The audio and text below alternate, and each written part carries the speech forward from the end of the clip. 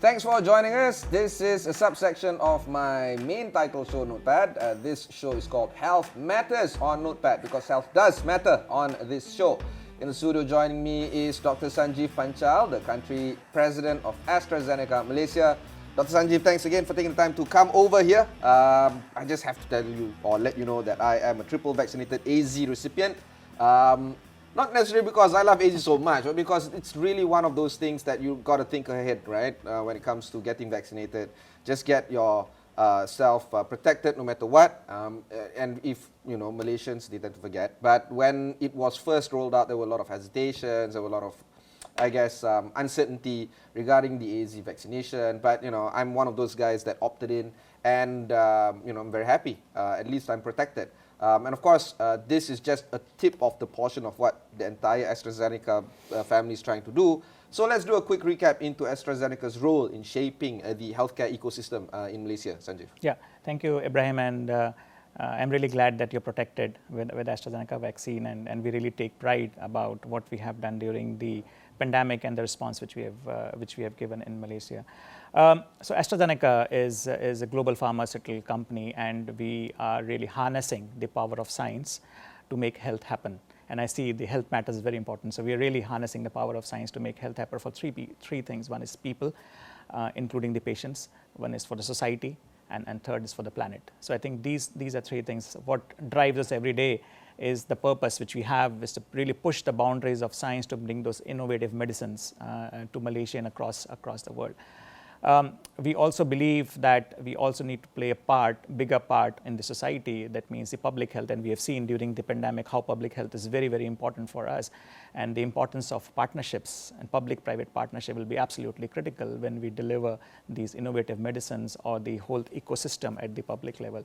At the same time, we also believe healthy people means healthy planet, and that's my take on this, that overall these three things is what AstraZeneca is trying to do globally and also in Malaysia. Nowhere was it tested the most in terms of public-private partnership other than the COVID-19 rollout and of course the ongoing work that you're doing with the Ministry of Health as well as the Government of Malaysia.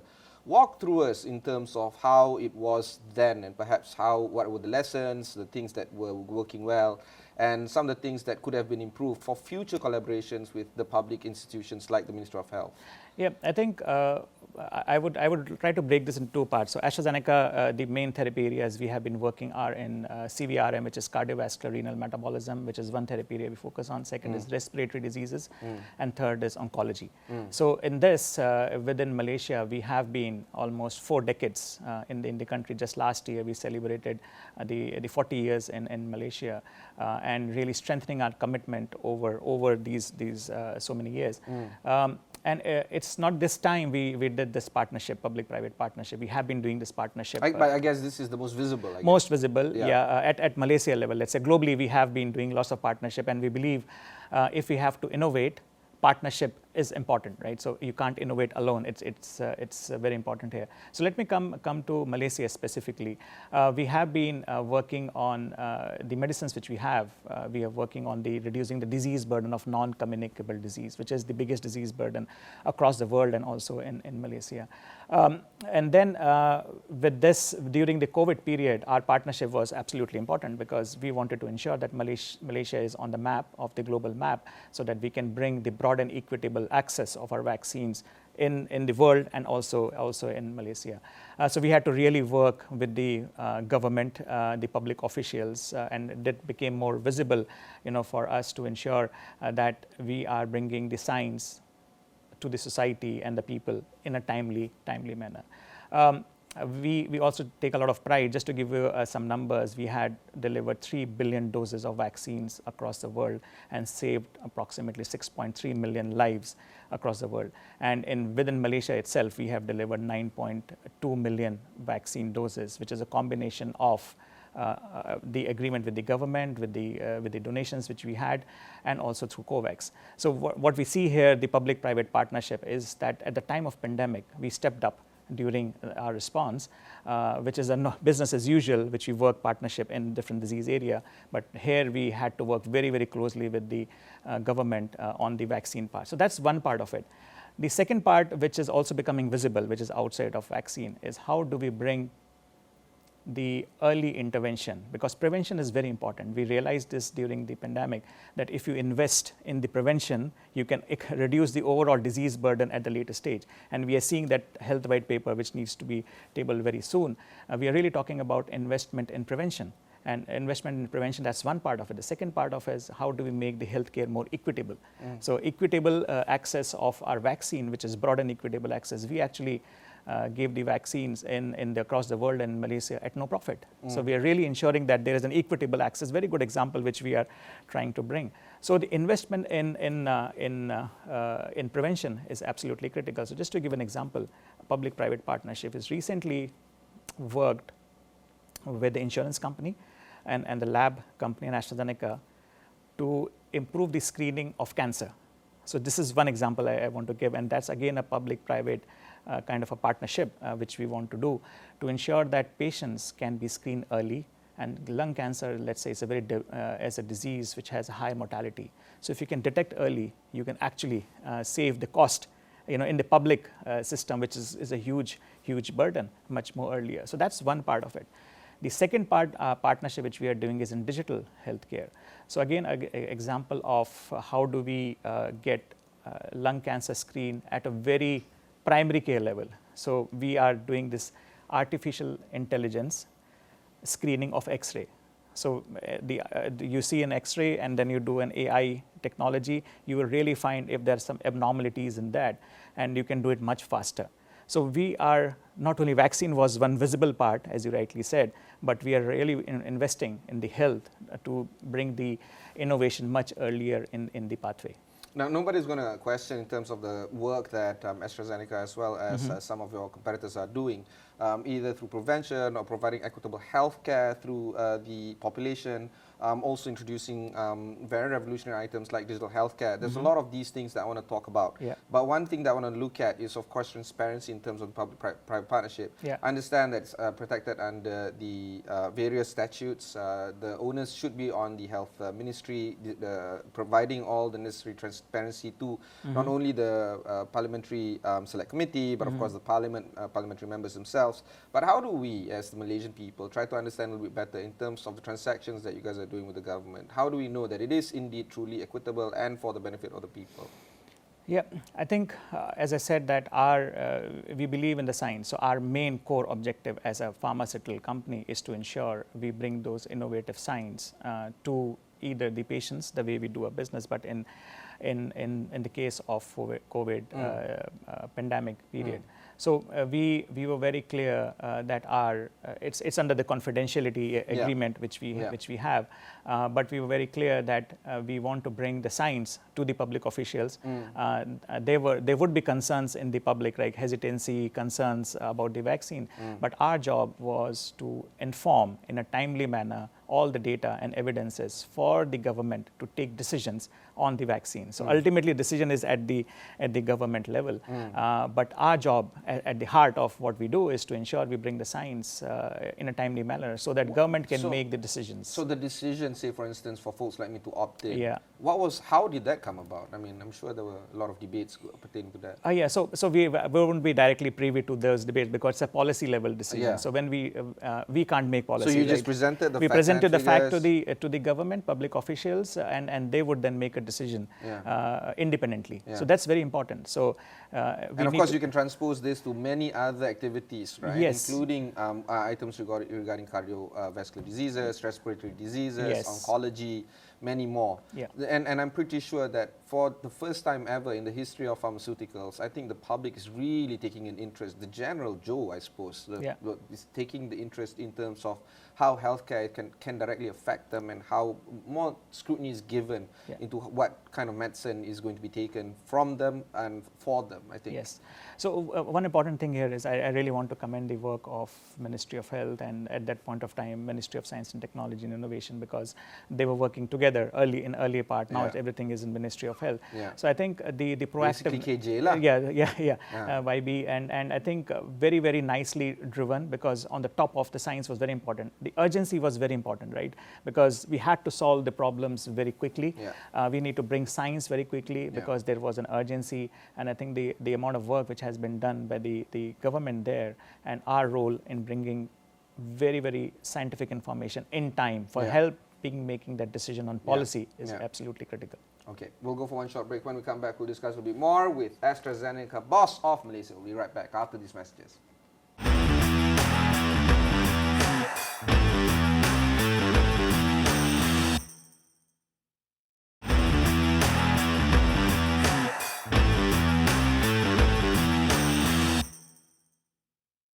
Thanks for staying on with us. I have with me in the studio Dr Sanjeev Panchal, the country president of AstraZeneca Malaysia. Sanjeev, let's deep dive on digital healthcare, because not only are we excited about health, we are also very much excited about digital healthcare. The thing is, a lot of big pharma is thinking about digital healthcare.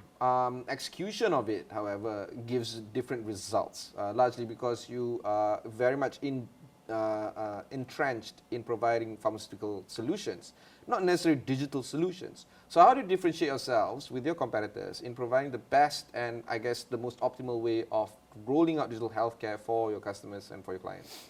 So let me answer this in two parts, which will help and dissect the whole how are we approaching this. So one is as AstraZeneca, we are working beyond the pill. So while we bring innovative medicines into Malaysia, what we want to ensure that we are working whole patient journey. And the patient journey is not only about treatment. A lot of things happens before. So awareness, screening, diagnosis, and the patient gets into treatment, and then there is also wellness part of it. So in last 3 to 4 years, we have ensured, just even before pandemic, we have ensured that we focus on this whole ecosystem. A pill can't solve the whole problem at once, right? You need to ensure that everything is that ecosystem. If you get awareness early, screening early, diagnosis early, you can actually prevent the disease. So we are bringing innovative medicines which can prevent, treat, and to some extent cure some of these medicines. So we need to ensure that we don't focus only on treatment part, but we also focus on this whole ecosystem.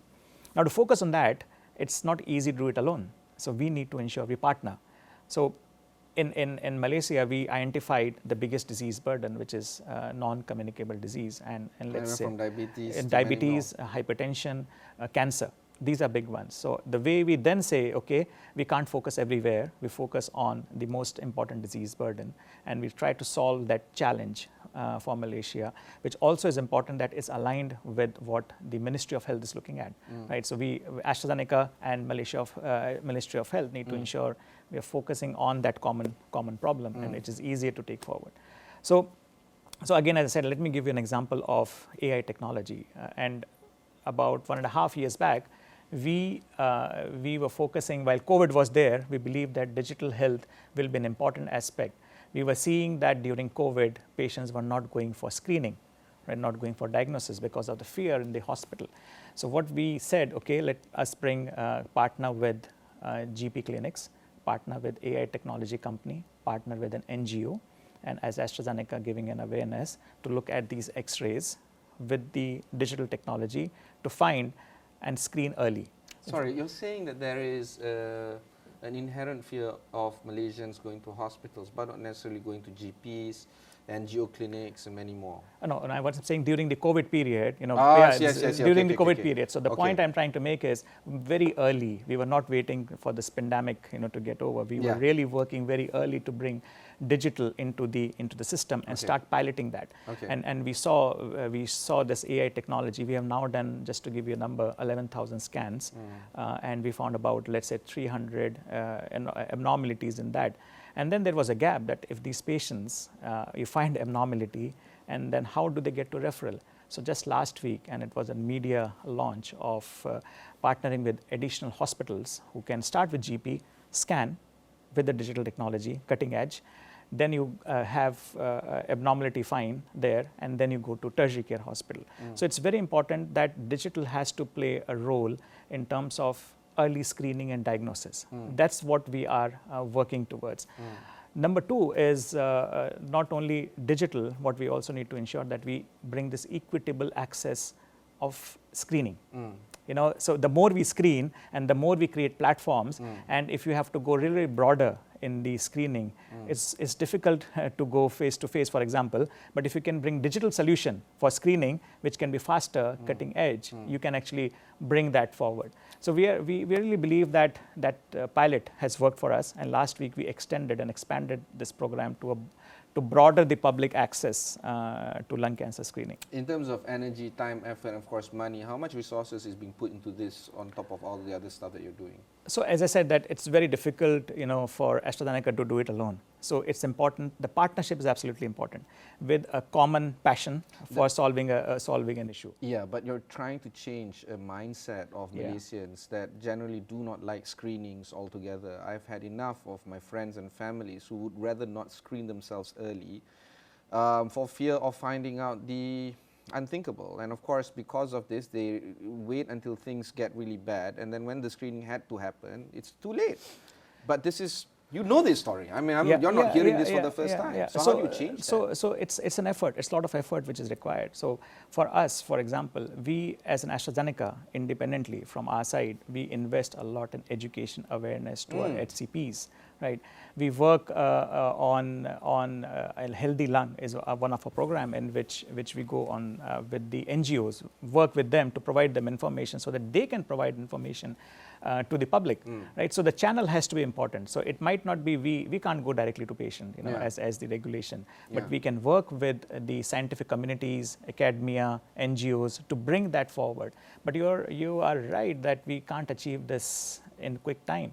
We need to use this more and more to get this happen. I want to focus a little bit more on NCDs, or non-communicable diseases, but we'll go for one short break. When we come back, we'll discuss a little bit more on NCDs in Malaysia.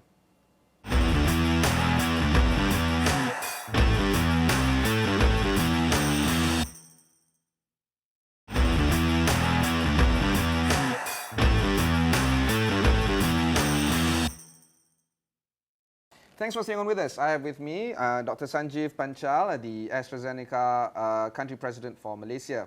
Sanjeev, the non-communicable diseases situation has been an epidemic in Malaysia. Anywhere from diabetes to hypertension to oncology items. Folks like me who are trying my very best to quit smoking is still going through a transformative journey, I suppose. I understand how addiction works. I also understand how I am trying my best to avoid myself from getting more in trouble than I need to.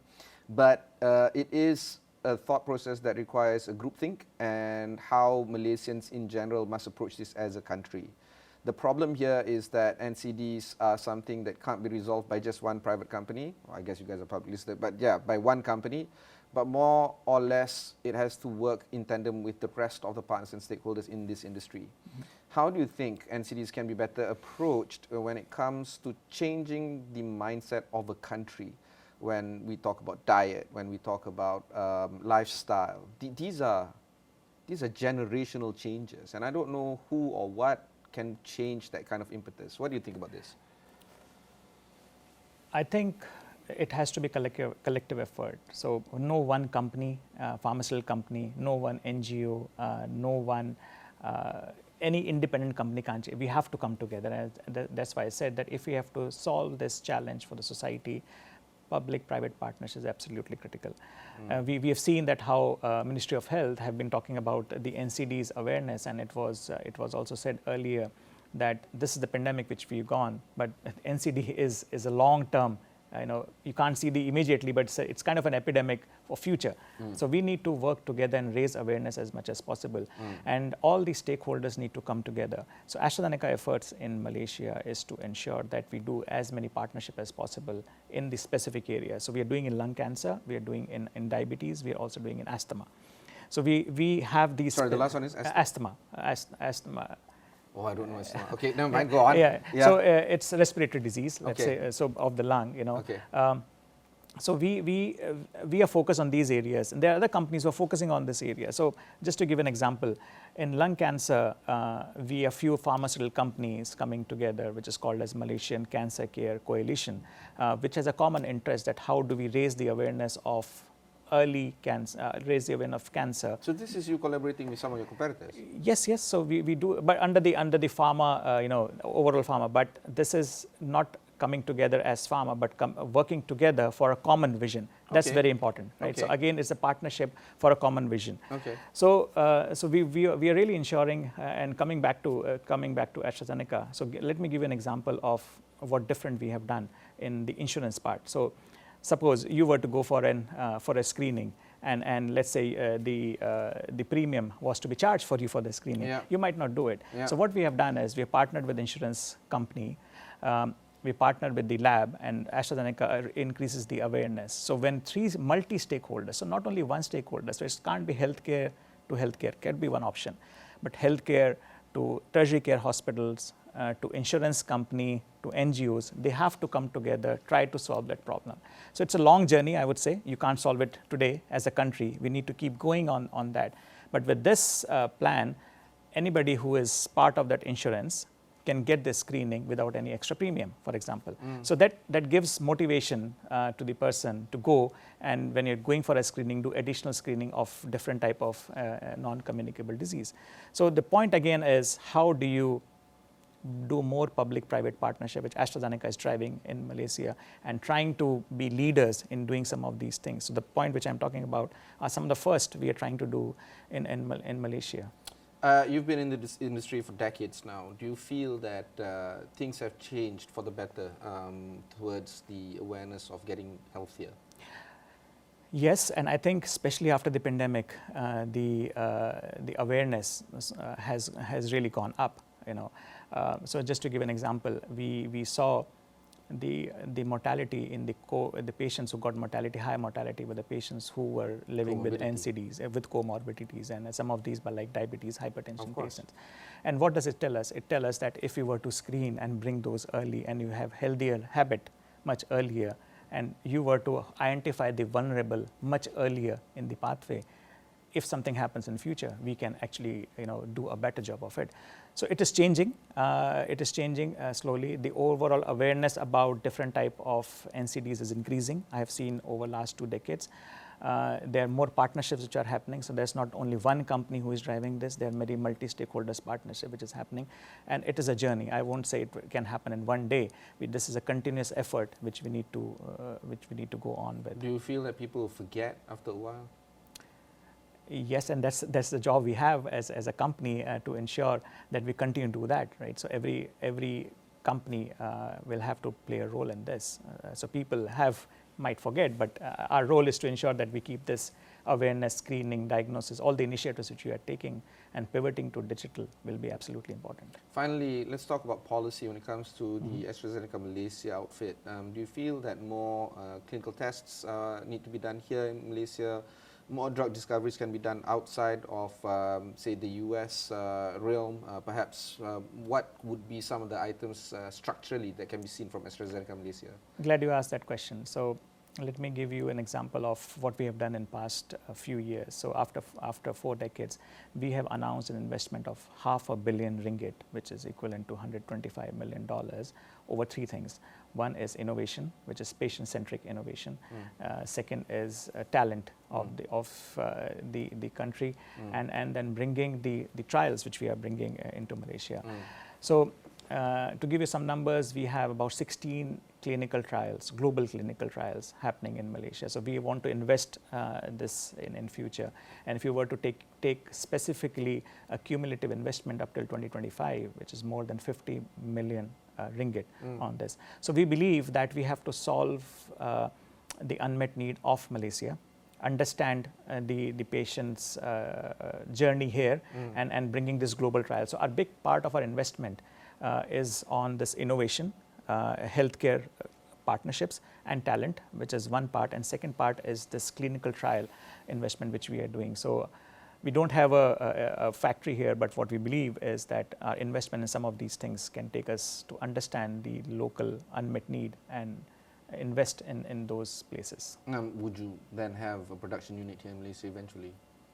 No, I think what was important that we have consolidated the whole factories across in a specific global supply chain. What we want to do is in the countries like Malaysia, we want to ensure that we understand the unmet need much better and invest in innovation, in the earlier part of patient journey. Of course, very much. Thank you very much for coming over. I'd like to have you more again for this show. But that was our conversation with Dr. Sanjeev Panchal, the country president of AstraZeneca Malaysia. If you've missed any part of this interview, just head on to Astro AWANI, look for Notepad, look for Health Matters, or look for AZ AstraZeneca. Till then, thanks very much for watching. Catch you in the next one.